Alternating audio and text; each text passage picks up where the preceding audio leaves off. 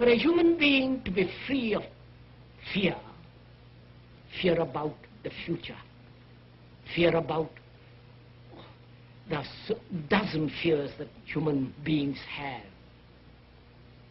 conscious or undiscovered fears. Fears of the neighbor, fears of death, fear of being lonely, insecure, uncertain, fear of being confused, fear of being stupid and not trying to become very clever. Fear. Fear is always in relation to something. It doesn't exist by itself. And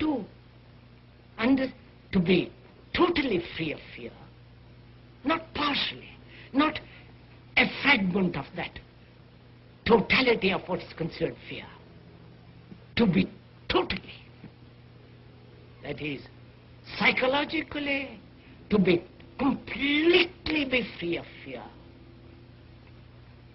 One must understand thought, time, and pleasure. And this understanding is not intellectual or emotional. Understanding can only come when there is total attention. When you give your complete attention to pleasure, how it comes into being. What is time? Time, which thought has created. I was, I will be, I am. I must change this into that. This idea of gradual process, this idea of gradual psychological evolution of man. And that's very gratifying. Will gradually all of us become extraordinarily kindly. We shall gradually lose all our violence, aggression. We'll all be brotherly at one time, much later.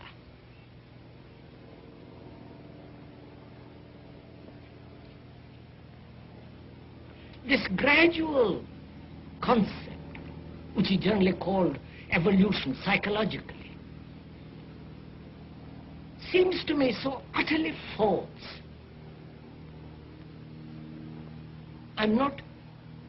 We are not offering an opinion. This is a fact.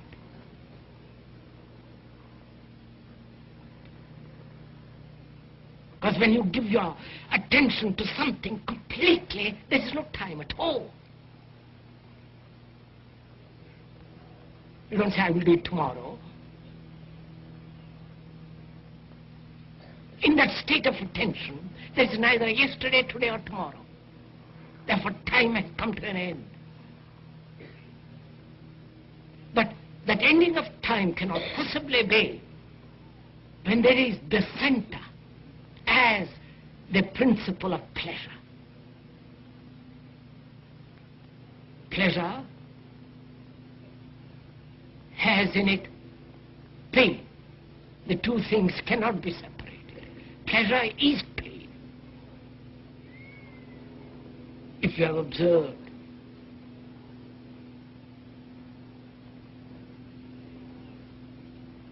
so you cannot possibly psychologically avoid pain if you are pursuing psychologically pleasure.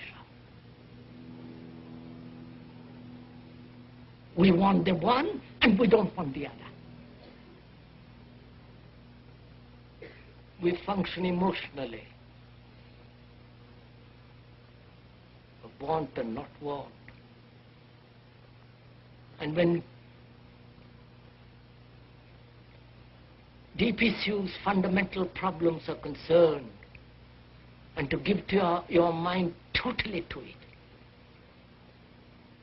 is rather difficult when all your life is being dissipated. Dissipated in fragmentary action.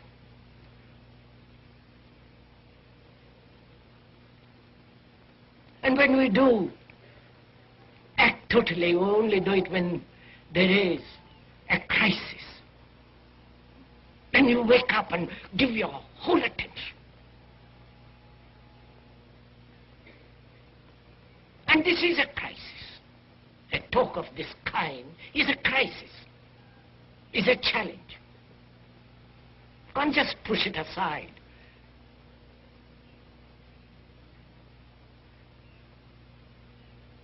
Therefore, it may be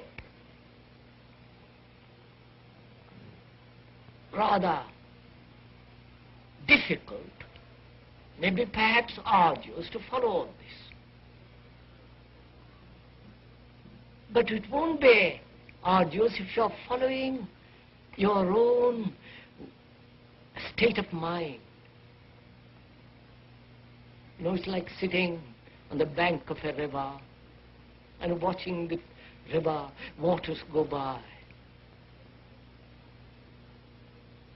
And when you so watch, there is neither the observer nor the observed.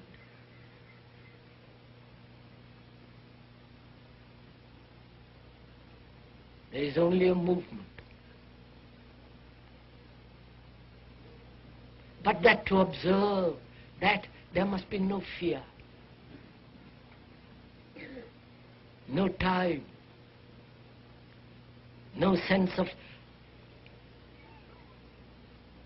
pleasure and the demand for gratification.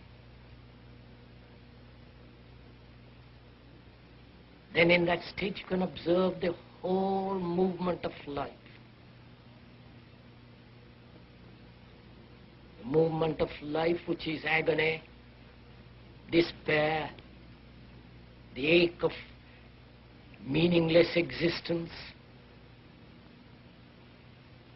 the routine, the boredom, the great fears as of death, which we'll talk about another day. So you can watch all this. And when you so observe, the observer is that which is observing. And then you can go beyond all this.